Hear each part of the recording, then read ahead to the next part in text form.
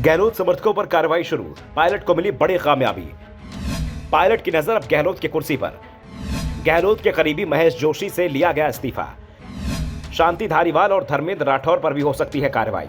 सचिन पायलट की धमकी काम करती दिख रही है। अब तक इंतजार कर रहे सचिन पायलट ने 2 दिन पहले ही हाईकमान को धमकी भरे अंदाज में नसीहत दी थी। कहा था कि अगर 5 साल बाद भी सरकार बनाना है तो सख्त कदम उठाने होंगे। जिन लोगों ने बगावत की उन्हें सबक सिखाना होगा। और पायलट की धमकी अब काम करती दिख रही है। कार्रवाई शुरू हो गई है। 25 सितंबर को कांग्रेस विधायक दल की बैठक से पहले हुई बगावत की स्क्रिप्ट लिखने वाले जलदाय मंत्री महेश जोशी पर पहली गार गिरी है। उनके सरकारी मुख्य सचेतक का पद वापस ले लिया गया है। कांग्रेस के प्रदेश प्रभारी सुखविंदर सिंह रंधावा ने इसे 25 सितंबर की घटना की कार्रवाई का परिणाम बताया है। विधानसभा में विधायकों को पार्टी का व्हिप सचेतक ही जारी करता है। विधायकों की बैठक की सूचना भी पार्टी का सचेतक पहुंचाता है। विधायकों ने भी कहा था कि वो लोग महेश जोशी के बुलाने पर ही गए थे। और अब महेश जोशी पर हुई कार्रवाई के बाद गहलोत कैंप में बेचैनी दिखाई देने लगी है। वैसे गहलोत कैंप के विधायक दावा कर रहे हैं कि एक व्यक्ति एक पद के चलते महेश जोशी से सचेतक का पद वापस लिया गया है। लेकिन सवाल उठ रहे हैं कि एक व्यक्ति एक पद का ध्यान अचानक क्यों आ गया। महेश जोशी राजस्थान सरकार में मंत्री और सचेतक पद दोनों पर 1 साल से ज्यादा समय से साथ साथ संभाल रहे हैं। ये ध्यान सचिन पायलट की चेतावनी के बाद ही क्यों आया। वैसे कांग्रेस के राज्य प्रभारी ने साफ कर दिया कि इस कार्रवाई के पीछे 25 सितंबर की घटना है।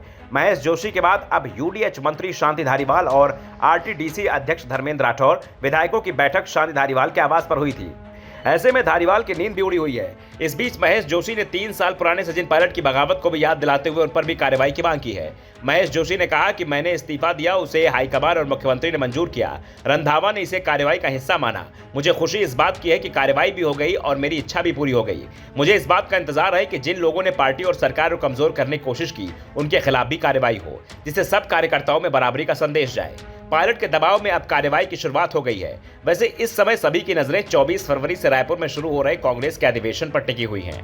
दावा किया जा रहा है कि इस अधिवेशन में ही राजस्थान कांग्रेस को लेकर बड़ा फैसला लिया जाएगा, क्योंकि 25 सितंबर की घटना के गवाह मल्लिकार्जुन खड़गे की इस समय कांग्रेस के राष्ट्रीय अध्यक्ष हैं। ऐसे में उन पर भी दबाव होगा कि वो उस फैसले को लागू करें जो 25 सितंबर को लिया जाना था। इसे लेकर सचिन पायलट का कैंप अभी से ही दबाव बनाने में जुटा हुआ है। लेकिन कांग्रेस को अब इस बात का भी एहसास है कि अब विधानसभा चुनाव में 8 महीने का ही समय बचा हुआ है। चुनाव की तैयारियां शुरू हो चुकी हैं। ऐसे में गहलोत को सीएम पद से हटाया जाता है तो फायदे की जगह नुकसान न हो जाए, क्योंकि पंजाब में कांग्रेस चुनाव से 6 महीने पहले सीएम बदलकर बड़ा नुकसान उठा चुकी है।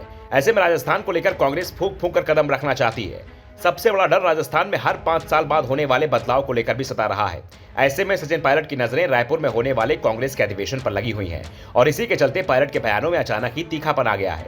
और ये संकेत इस बात का है कि पार्टी हाईकमान अब राजस्थान को लेकर फैसला ज्यादा समय तक टाल नहीं पाएगा।